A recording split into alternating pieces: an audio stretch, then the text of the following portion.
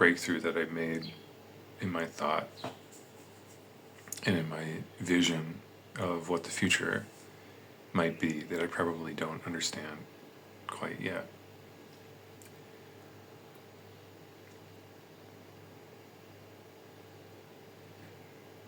The other night was my first night here in Amman, Jordan, and I got really emotional in a way that felt quite beautiful to me. Thinking about how, like, I'm in the Holy Land, and I never dreamed this. I think I realized how I dreamed this, but I didn't know that I was actually dreaming a life like this. But really, this seems like the life I have is a life beyond my wildest dreams. And I was sitting here in the window and looking out on the, oh, I could see that for a second. It's Amman, anyway. Spoilers, it's Amman. And last month I had a view of the Giza pyramids for the entire month, from my room even. And in commenting and like reviewing my last stay and communicating with the host family that was there, at least in one of my drafts of what I was going to say to them, I said, like, how can you beat the pyramids view? It's really hard to beat that, I feel like, as a, seventh wonder of the ancient world, the only one that still exists. It's hard to beat a view like that, and I immediately thought, how could you beat a view like the view of the pyramids unless you were, like, in space, looking down at Earth? That's the breakthrough.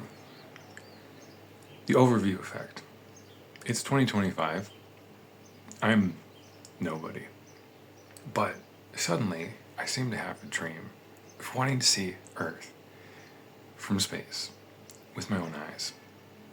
Is it possible? I'm unsure of the scope, because even just a few years ago, the scope of being able to travel and see as many countries on Earth as I have in the past year and a half, that probably didn't seem feasible. That probably didn't seem scalable. That probably seemed delulu. And if I had that idea to do it, I wouldn't have done it.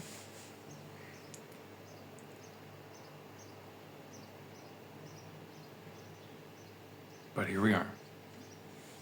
And this is totally a life and a lifestyle worth continuing in my own perspective. I would love this to be an infinite game, so I do what I can to preserve the ability to do this. Travel, see different countries, see the world from different perspectives. But now I have perhaps a new idea, like what if you could actually see it from space? Because I don't know how to beat the view of the pyramids. It was really nice. And it seemed like a painting every day. Like, that ain't real. It was real. And unduplicatable. Unless if somebody really duplicates the Giza pyramids somewhere in a way that has never been done before. There's pyramids all over the earth, but not like that. But anyway, to see the world from space,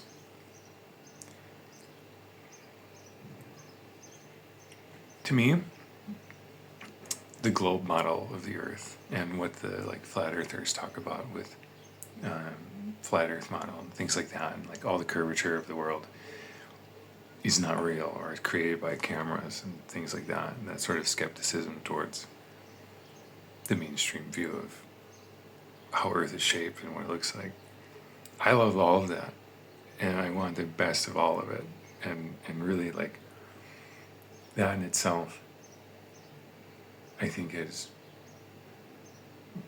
I haven't had this idea for myself, perhaps, but the idea that flat Earth is a good social phenomenon because it's going to get people to actually go to space and see the Earth from that perspective. And if enough people do that, then our real maps of the universe in general will be greatly improved. Our understanding of the universe will be greatly improved. And that kind of skepticism is great to have. So I value all of the philosophies and worldviews, like literal worldviews of what the world looks like. But for me, as I've just expressed, I'm personally looking for a better view of the world than the pyramids. Because this is a nice view on here. It's Amman, it's the White City. It's the Holy Land, the modern day Holy Land. But it's not the pyramids, and it's certainly not the overview effect of looking at the Earth from space would be. So that's the breakthrough I think I've had in my vision, because I've only been to about 20 countries now. There's only 200 of them. I might not get into North Korea anytime soon. And it seems like India is a hard one also for me specifically to get into for some reason.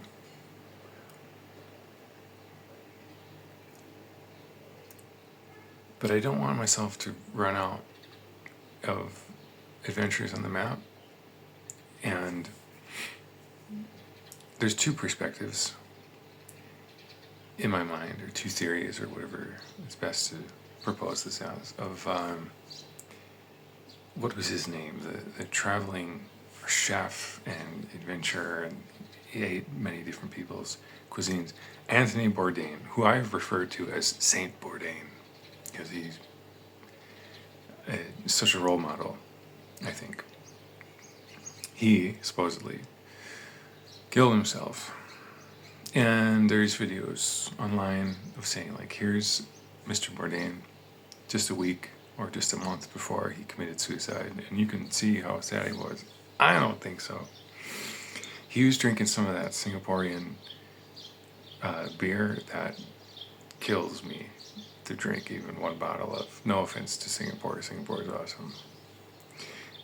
So that stuff is not easy, for me at least, to take in. But I don't know. It's like, okay, the one theory I have is, I don't think the dude killed himself because he had a girlfriend who was criticizing Weinstein. And Bourdain defended her. And he was offed. One theory. The other one is, if he really did kill himself, why? He got to see so much of the world, eat so many of the world's foods, get drunk in so many of the world's cities, or do other adventurous stuff, tons of different adventurous stuff.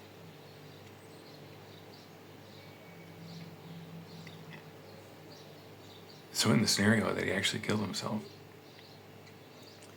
he adventured and found nothing else. Almost like the story of Alexandra crying on the Mediterranean because he couldn't conquer any more land. And then there's other people who say, no, that never happened. So I don't know if Bourdain met his Alexander crying because there was no more world to conquer, or the other version. But if one of those two is true, then I don't want to run out of places to go. If I've been to a tenth of the world's countries in the past year and a half, I don't want to run out of sights to see, of views to behold.